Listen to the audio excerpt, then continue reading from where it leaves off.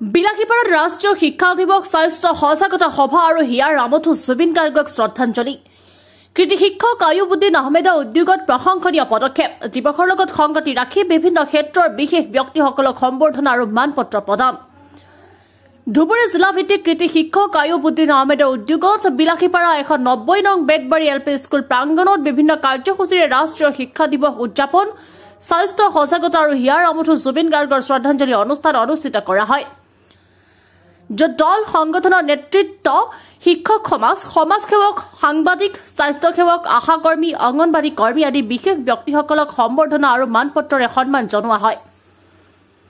উক্ত অনুষ্ঠানত মুখ্য অতিথি হিচাপে সমাজসেৱক তথা ASSP ধুবুৰী জিলা সমিতিৰ সভাপতি আফছিদুল মণ্ডল, বিশিষ্ট অতিথি হিচাপে সমাজসেৱক তথা শিক্ষক মুছা শ্বেখ, আমন্ত্ৰিত অতিথি হিচাপে তিলাপাৰা জাতীয় বিদ্যালয়ৰ অধ্যক্ষ মহম্মদ আলী, উপাধ্যক্ষ ইছলাম আলী শ্বেখ, আমন্ত্ৰিত অতিথি শিল্পী হিচাপে ছফিকুল ইছলাম ৰাজ, সাংবাদিক ফৰিজউদ্দিন আহমেদ, আছিৰুদ্দিন সিঙক সম্বৰ্ধনা আৰু মানপত্ৰ প্ৰদান কৰা হয়। লগতে অসম সাহিত্য সভাৰ কেন্দ্ৰীয় ধুবুৰী জিলাৰ প্ৰতিনিধি আজাদ আলী আহমেদ আৰু ধুবুৰী জিলা সাহিত্য সভাৰ সম্পাদক আব্দুল ছালামক সম্বৰ্ধনা জনোৱা হয়। News desk report, BLP live 24।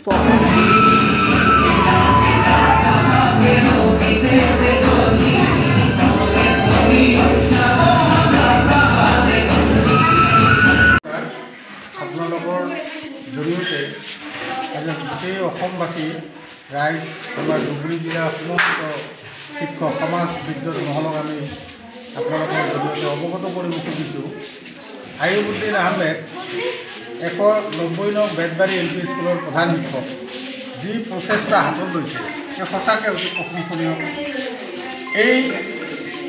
এই অনুষ্ঠানটিৰ জৰিয়তে আমাৰ আই মাতৃসকলে, বিশেষকৈ আশাকৰ্মীসকলে, অংগনবাড়ী কৰ্মীসকলে যি প্ৰেৰণা পাইছে, যে আমি অনুভৱ কৰিছোঁ, সঁচাকৈ এই মানে অনুকৰণীয়। এনেকুৱা অনুষ্ঠান কৰিলে সঁচাকৈ আই মাতৃসকলে উপকৃত হ'ব, আমাৰ সমাজখন উপকৃত হ'ব। এনেকুৱা অনুষ্ঠানৰ প্ৰয়োজনীয়তা লগতে আজি শিক্ষা দিৱস হিচাপে, ৰাষ্ট্ৰীয় শিক্ষা দিৱস হিচাপে ইয়াত যে আলোচনা চক্ৰ সম্পন্ন হৈছে, এই আলোচনা চক্ৰ ছাত্ৰ ছাত্ৰীসকলে আজি আমি সকলোৱে যথেষ্ট উপকৃত হৈছোঁ। আমি আশা ৰাখিছোঁ এই ধৰণৰ অনুষ্ঠান অসমৰ বিভিন্ন প্ৰান্ত, আমাৰ জিলাৰ বিভিন্ন প্ৰান্ত অনুষ্ঠানবিলাকে কৰি আমাৰ সমাজখনক আগবঢ়াই লৈ যাওক। আয়ুবুদ্দিন আহমেদৰ এই যি প্ৰচেষ্টা, ইয়াক সকলোৱে অনুসৰণ কৰক।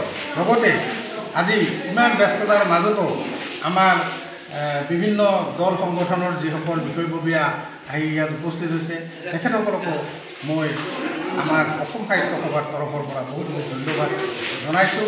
আপোনালোকে সঁচাকৈ ভাল কাম কৰি আছে। এই ধৰণৰ কাম কৰিলে নিশ্চয়কৈ আমাৰ সমাজখনৰ মংগল হ'ব, ভাল হ'ব।